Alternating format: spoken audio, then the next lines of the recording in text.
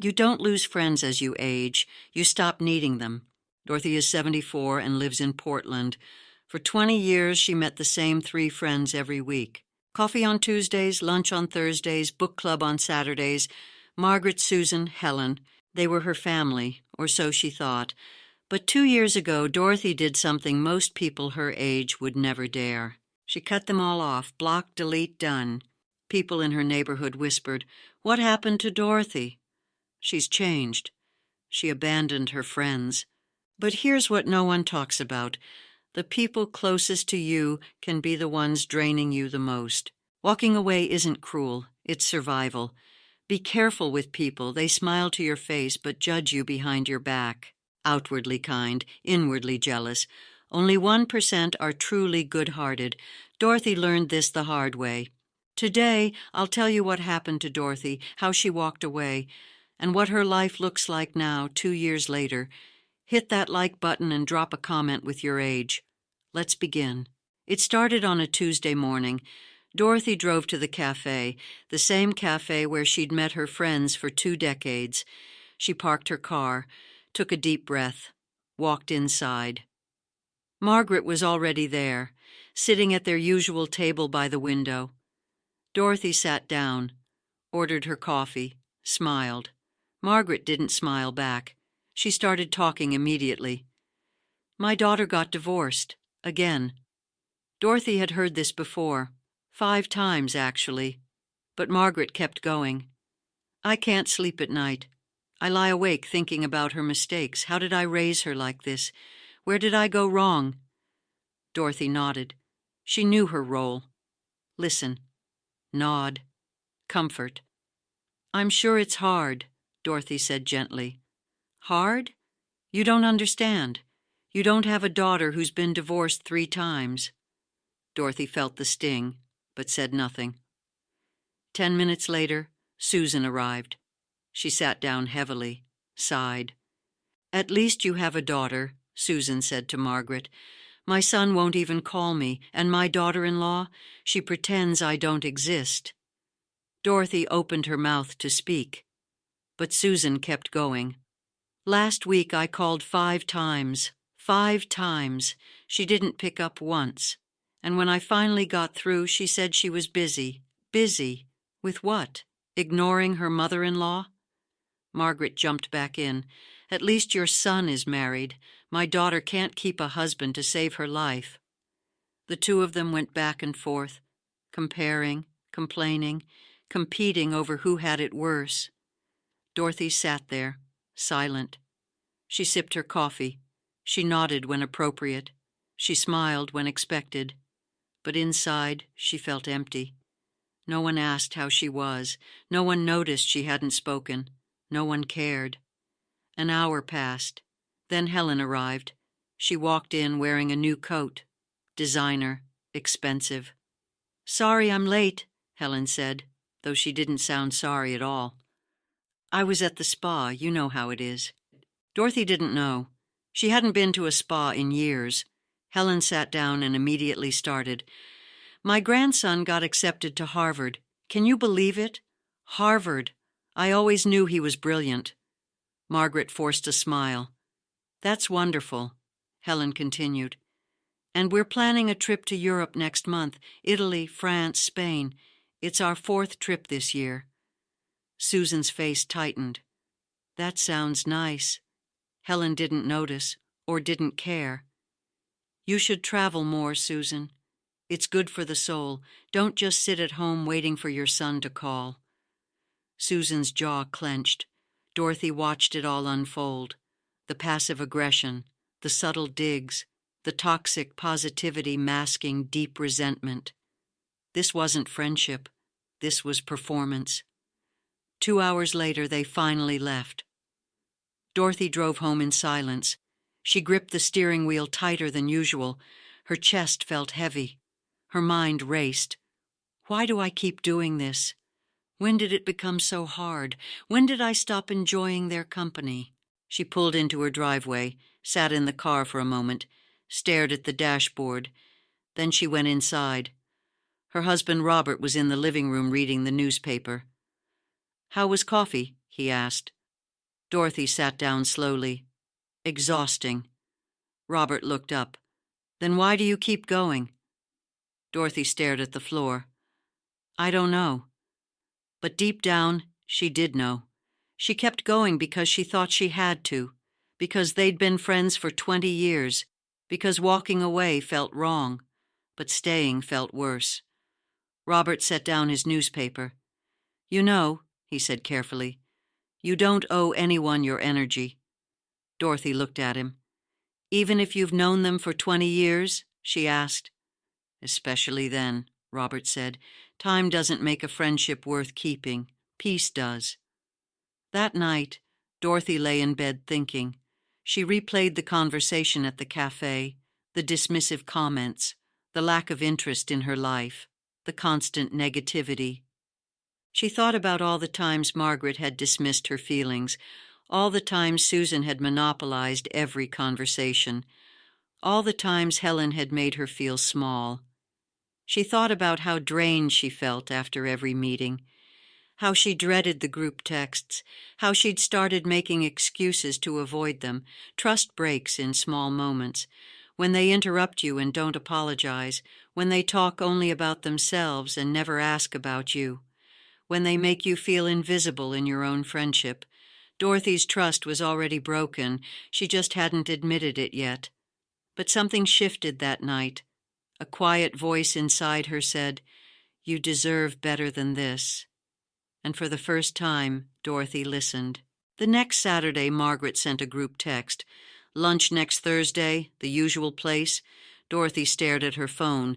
Her thumb hovered over the keyboard. She could say yes. She could show up. She could endure another 2 hours of complaints and comparisons. Or she could finally choose herself. She typed, "I'm busy." Margaret replied immediately. "Busy? You're always busy now. What's going on?" Dorothy didn't answer. Susan chimed in. "Is everything okay?" Helen added, "Did we do something wrong?" Dorothy turned off her phone. The next day she did something she'd been thinking about for months. She left the group chat. Her finger trembled as she pressed the button. "Leave group. Are you sure?" "Yes." Done. For a moment she felt nothing. Then guilt washed over her. 20 years. Gone. Just like that. But underneath the guilt was something else. Relief. An hour later, Margaret called. Dorothy didn't answer. Margaret left a voicemail. "Dorothy, what's going on? Why did you leave the group? Call me back." Dorothy deleted the voicemail. Then Margaret texted directly. "We've been friends for 20 years. You owe us an explanation." Dorothy stared at the message. She typed, "I need time alone." Margaret's response was instant. "Time alone? That's it? After everything we've been through?" Dorothy felt her chest tighten. She typed slowly, "I'm sorry. I just need space right now." Margaret wrote back immediately. "Space from what? From us? We didn't do anything wrong. You're the one who's changed." Dorothy read the message twice. You're the one who's changed. Maybe she had changed. Maybe she'd finally realized she deserved better. She turned off her phone. If they don't appreciate your presence, let them appreciate your absence. Dorothy was done being unappreciated. A week passed. Dorothy didn't reach out. Neither did Susan or Helen. Only Margaret kept texting. "I don't understand. What did we do? This is so unfair." Dorothy didn't respond. Then, one afternoon, the doorbell rang. It was Susan. Dorothy opened the door reluctantly. "Can I come in?" Susan asked. Dorothy stepped aside. They sat in the living room. Dorothy made tea. Neither of them drank it. "What's going on?" Susan asked. "Margaret is devastated. Helen thinks you hate us." Dorothy shook her head. "I don't hate anyone." "Then why did you leave?" Dorothy took a deep breath. "Because I wasn't happy." Susan frowned. "What do you mean?" "I mean, I felt drained, like I was there to listen but never to be heard." Susan looked hurt. "We always listened to you." "Did you?" Dorothy asked gently. "When was the last time you asked how I was?" not as a courtesy, but really asked. Susan opened her mouth, then closed it. She couldn't remember. I'm not saying you're bad people, Dorothy continued, but our friendship, it stopped feeling like friendship. It felt like obligation. Susan stood up. Her face was tight. I can't believe this. 20 years, Dorothy, 20 years. I know, Dorothy said quietly, but time doesn't mean we're good for each other. Susan left without another word. Dorothy closed the door, and for the first time in months she felt light. She didn't lose them. They lost access to her. The next few days were strange. Dorothy kept waiting to feel regret, kept waiting for the guilt to overwhelm her. But it never came. Instead, she felt lighter, like she'd been carrying a heavy backpack for years and finally set it down. Robert noticed the change. You seem different, he said one evening. Different how? Dorothy asked. Happier, calmer. Dorothy smiled. I think I am. Good, Robert said. You deserve to be. That night, Dorothy sat by the window and looked out at the neighborhood. The streetlights glowed softly. The sky was clear. The world felt quiet.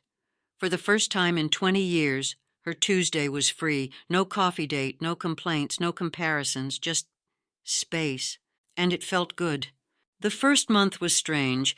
No Tuesday coffee, no Thursday lunch, no Saturday book club. Dorothy's calendar was empty. At first she felt guilty, then lonely, then free. She started going for walks, alone. She'd walk through the neighborhood, past the park, along the river. No one to keep pace with, no one to complain about their knees, no one to cut the walk short because they were tired. Just Dorothy and the sound of her own footsteps. She noticed things she'd never noticed before. The way the morning light hit the trees, the sound of birds singing, the smell of fresh-cut grass.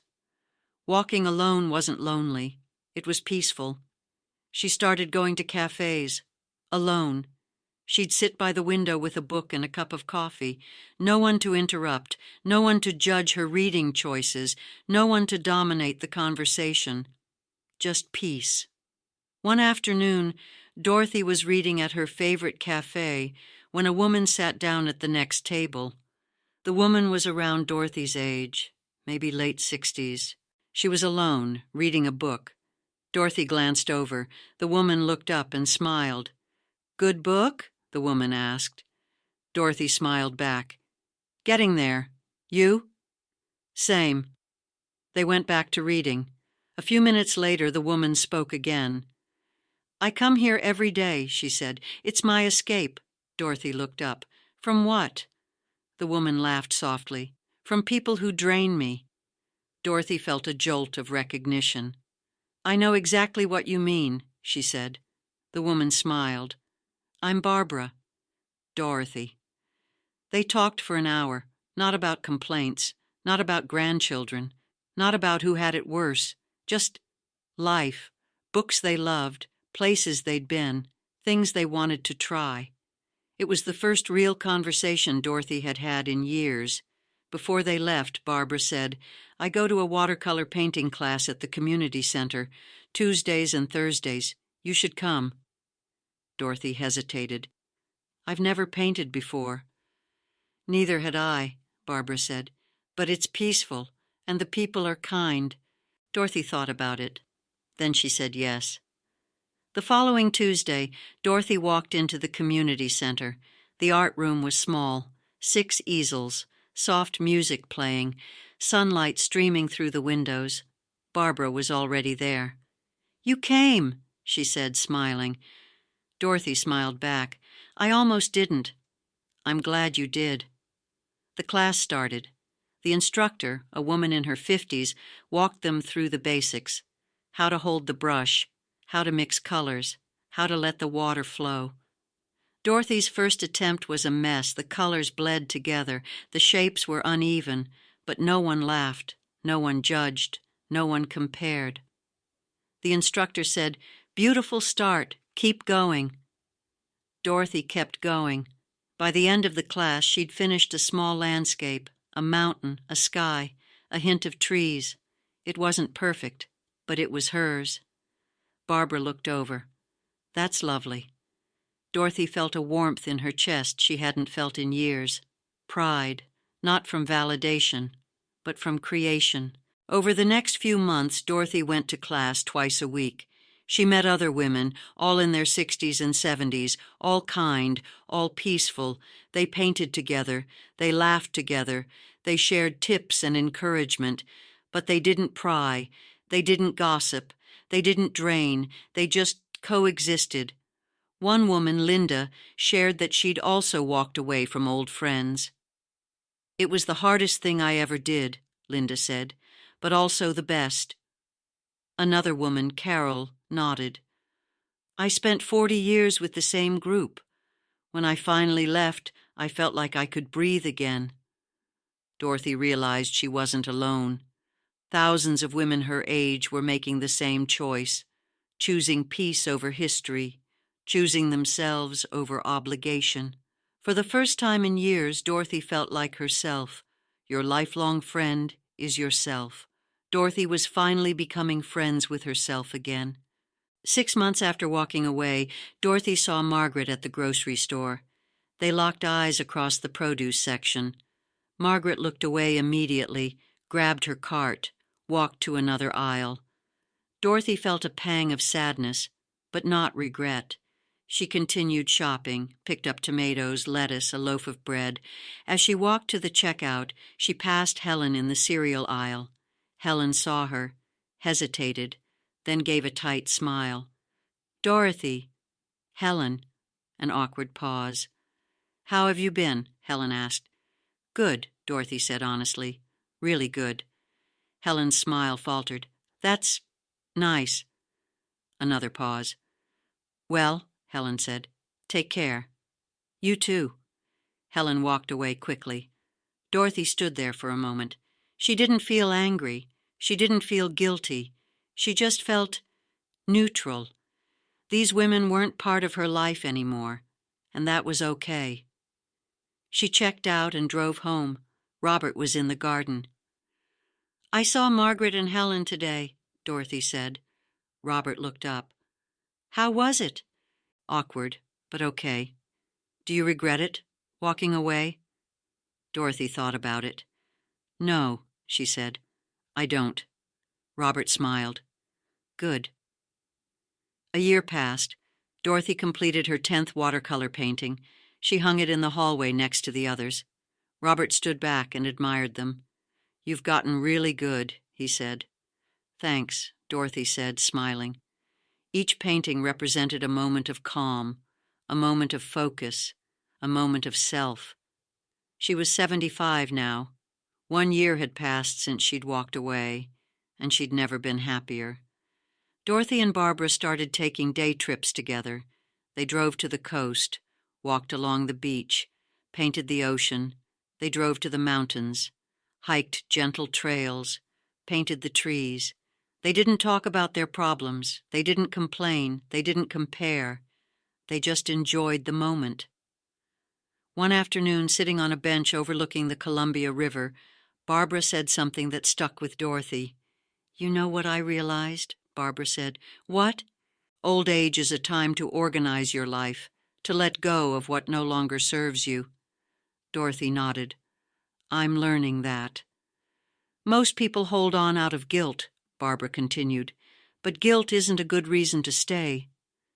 Dorothy thought about Margaret, Susan, Helen. She'd felt guilty for months after leaving, but now, a year later, the guilt was gone. In its place was peace. Another year passed. Dorothy was 76 now. 2 full years since she'd walked away. She still painted every morning. She still met Barbara once or twice a week, but she didn't need constant company anymore. She was comfortable in her own presence. One evening, Dorothy and Robert sat on the porch watching the sunset.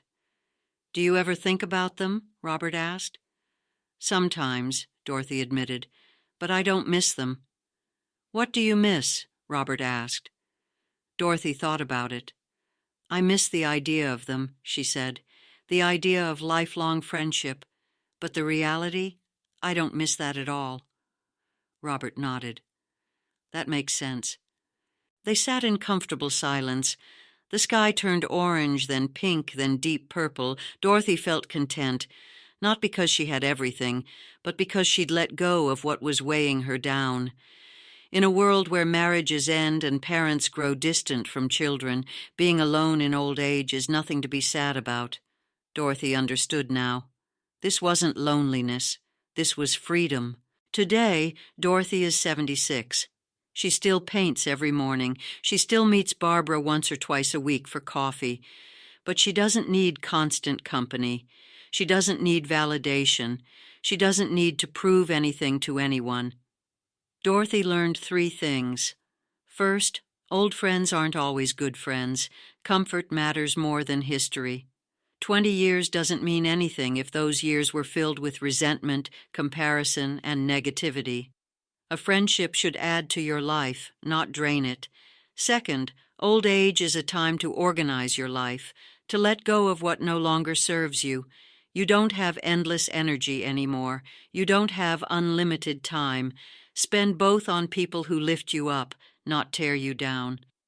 Third, being alone doesn't mean being lonely. It means being free. Dorothy had spent 20 years surrounded by people who made her feel invisible. Now she was alone. But she felt seen, by herself, and that was enough. Dorothy's story isn't unique. Thousands of women and men in their 60s, 70s, and 80s are walking away from toxic friendships every day, not because they're cruel, but because they finally learned to value themselves. Some people have no boundaries. They take and take with no regrets. And when you finally walk away, they don't even care. So don't feel guilty for choosing yourself. You didn't lose them. They lost access to you. You don't lose friends as you age. You stop needing them. And that's okay. If you've ever felt this way, drop a comment. Tell me how many friends you've walked away from. Thank you for watching. I'll see you in the next one.